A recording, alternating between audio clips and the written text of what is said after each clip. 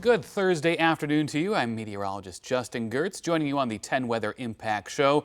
We have a pretty good day ahead of us overall. A lot of sunshine for a lot of us with those little puffy fair weather cotton ball clouds drifting on by. Could produce a stray shower in a couple of spots, but the odds in any one particular place, they're pretty low, and it's going to be nothing at all like what we had last night in the Columbus area. Let's get you started with live radar, as we've had a couple little cells, especially down toward the Athens area. We'll put a loop on this over the past hour or so.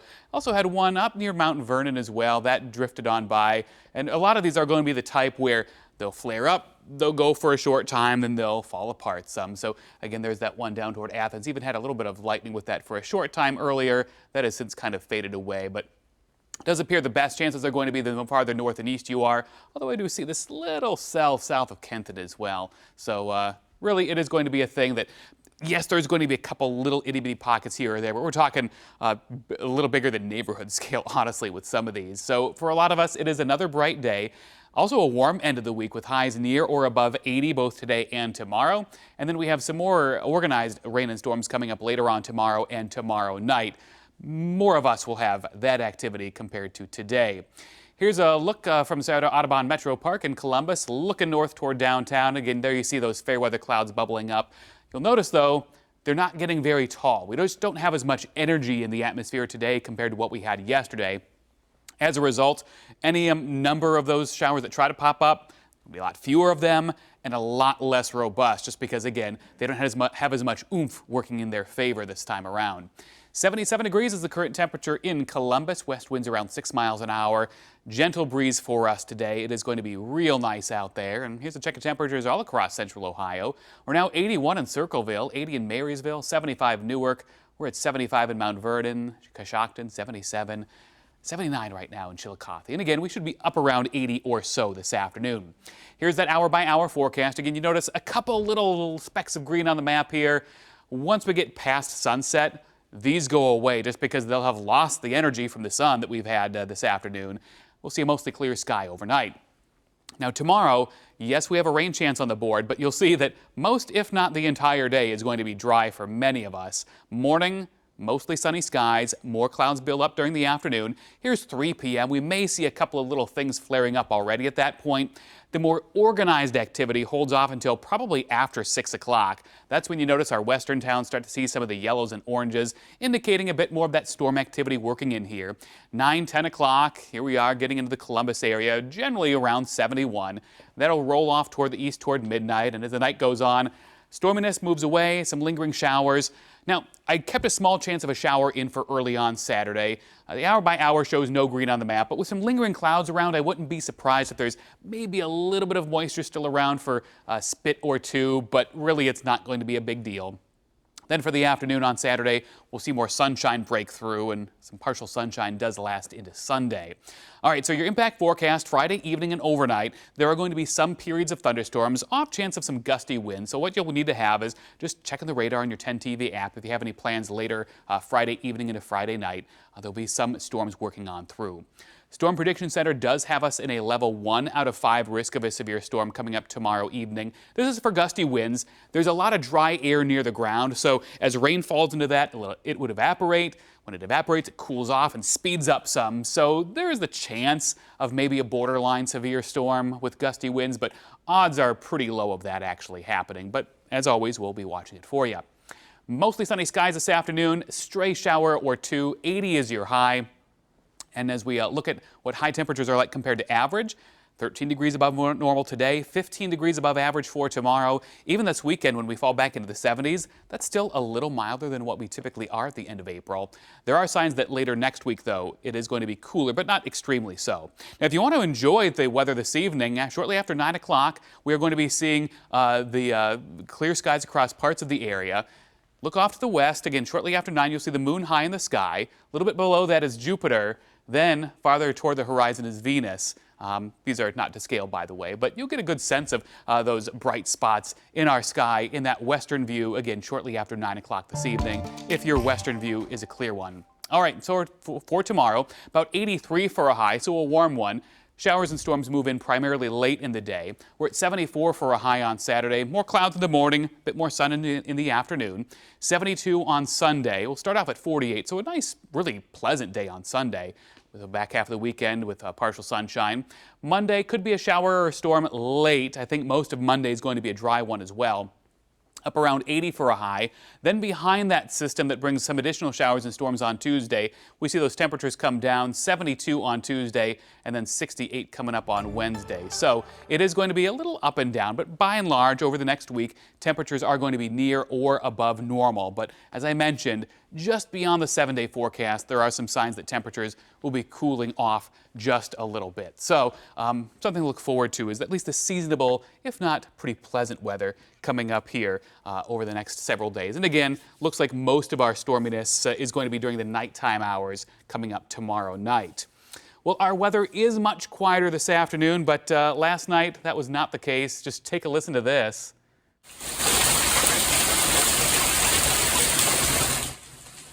How about that? Gary and Powell sent us this video Wednesday evening. Certainly saw a lot of hail with those storms, and even if it wasn't big, it was loud. Also, take a look at this photo from one of our viewers showing more of the size of the hail in Powell. Arnav sent in this photo. We've actually gotten quite a few reports of hail up in that area, really the northern Columbus metro getting hit pretty hard with that. All right, here's some more video of that hail from last night. Check this out, looking almost like snow on the ground in this view here.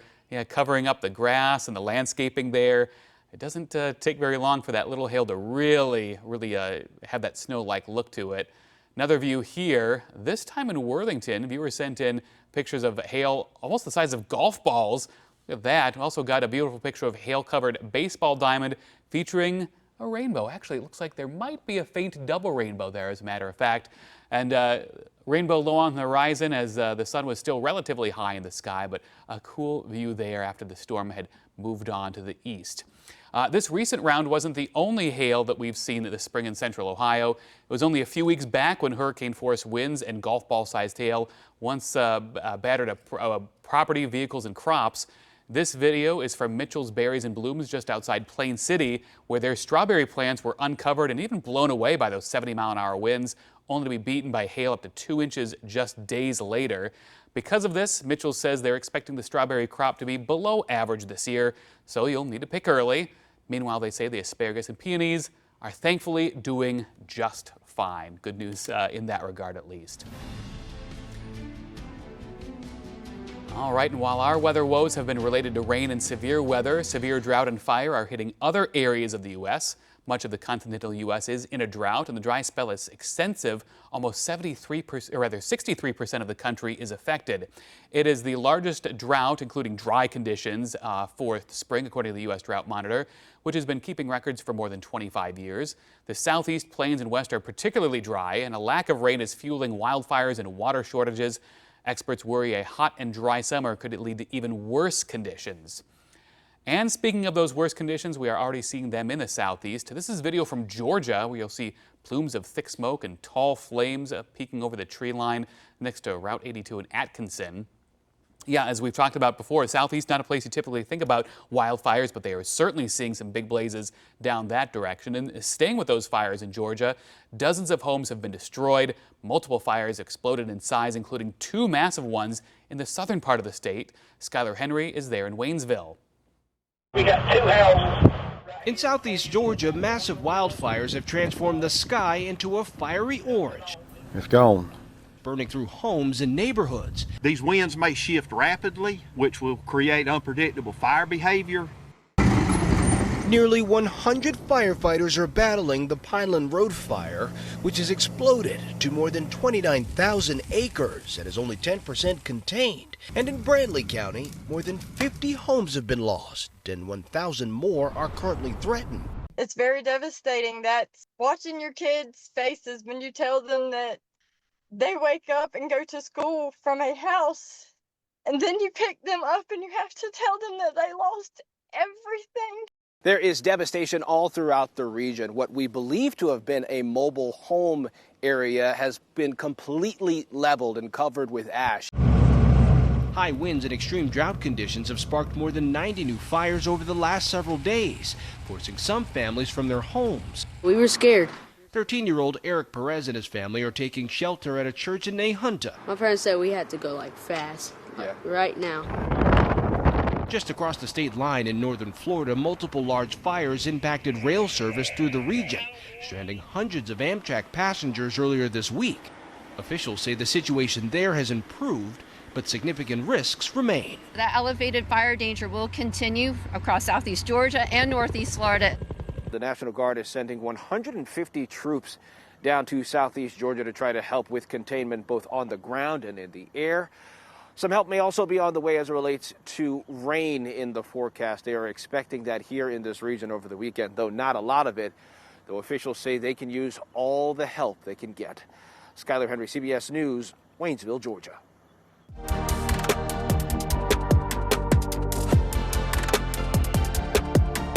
Yesterday was Earth Day, and we're still in the conservation spirit here at 10 TV. And with that in mind, we got to take a look inside a company in Hilliard that's reimagining the life cycle of stormwater one raindrop at a time.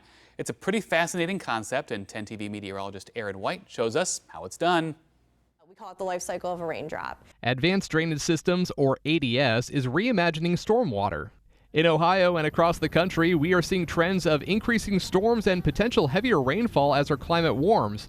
After it rains, stormwater can carry harmful debris, and ADS is working to take that out and improve water quality. We manage a precious resource, which is water. We capture it with our products, convey, we store it, and then we treat it and return it back to the environment in the same or in better shape than when we first captured it. And aside from stormwater management, there's also efforts to recycle more number 2 plastics like this. So we have several recycling facilities across the country, and what they do is they take plastics that special, the number 2 plastics, which is that harder plastic that people will have in their homes. Detergent bottles is the best one I can think of when you're doing your laundry and you've got your bottle there. That's that thicker plastic. Some other types of number 2 plastics include milk jugs, shampoo bottles, and cleaning product containers.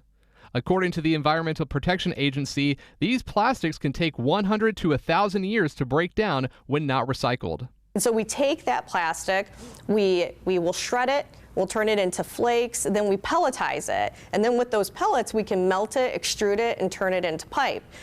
A partnership with AT&T through high-speed connectivity will help to improve innovation. I spoke with Susan McNeil about the connection and efforts for sustainability. That industries can move faster and operate smarter and create a real impact.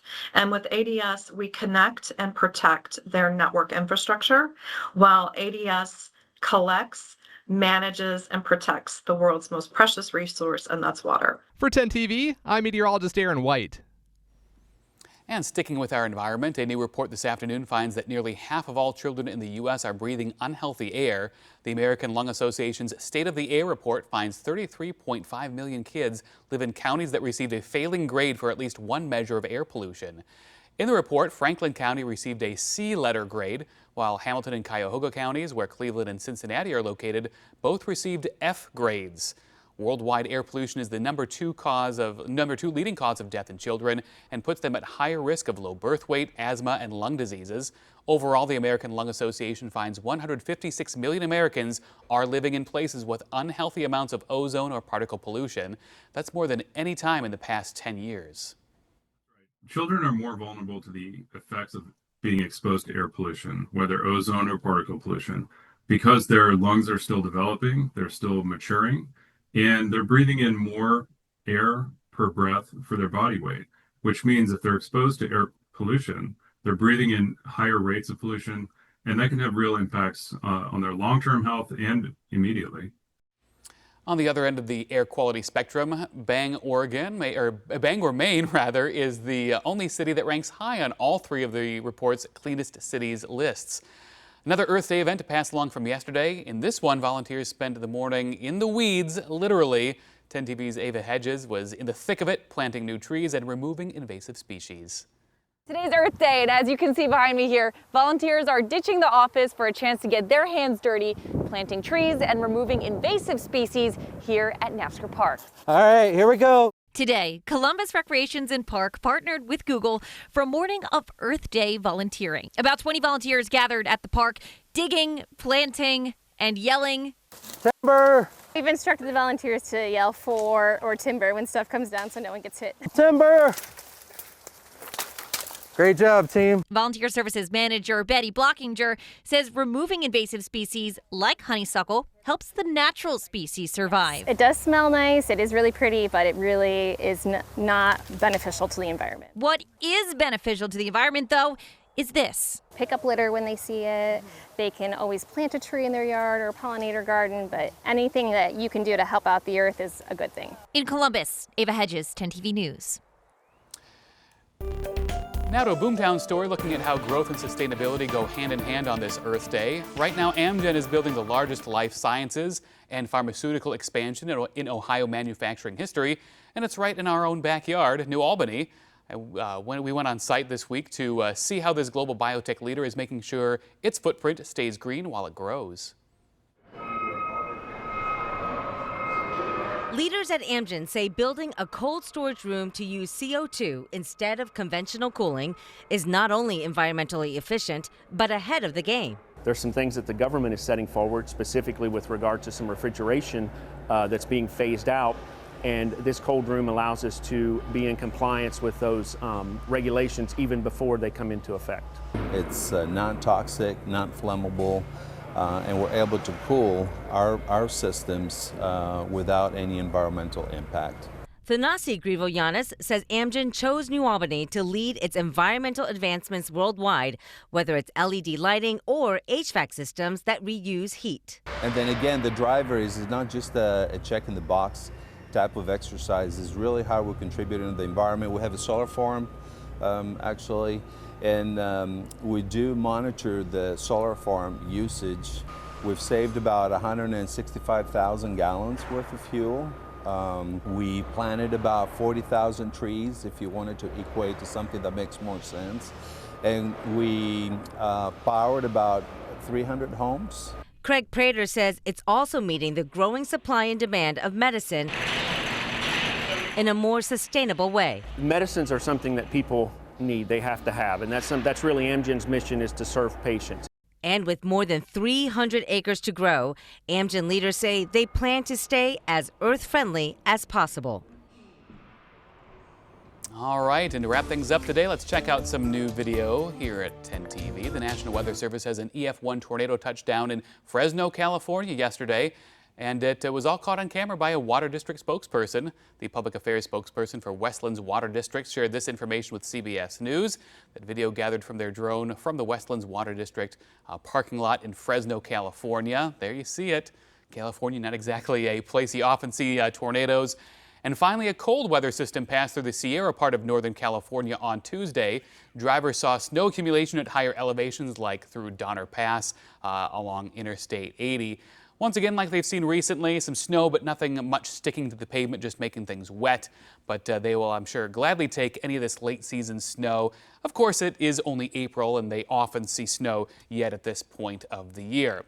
No snow for us, I'm happy to report, and no hail coming up anytime soon either. Up around 80 for a high this afternoon with that mostly sunny sky. Slight chance of a stray shower popping up mainly east of the Columbus area. Many of us, though, are dry. Better chance for all of us to get some showers and storms comes up later tomorrow, especially tomorrow night. Should be out of here by early on Saturday, leaving us with a dry and pleasant weekend. 74 Saturday, 72 Sunday. Hard to beat weather like that. Back up to 80 next Monday before another weather system early in the week, Monday night, Tuesday in particular, drops our temperatures back as we roll into the second half of next week. But otherwise, pretty quiet for a lot of us for the next day or so. So something to look forward to. And if you do spend some time outdoors today, make sure you have on that sunscreen. I know that, yeah, it's only April, but that sun angle is pretty strong this time of year. All right, we're going to send you off here this afternoon. Make sure you join us once again here at 4 o'clock. Chief Meteorologist Chris Tomer will have all the latest weather updates, including a look at the Cap City Half Marathon forecast and anything else you need to know for your weekend plans. Have a great afternoon.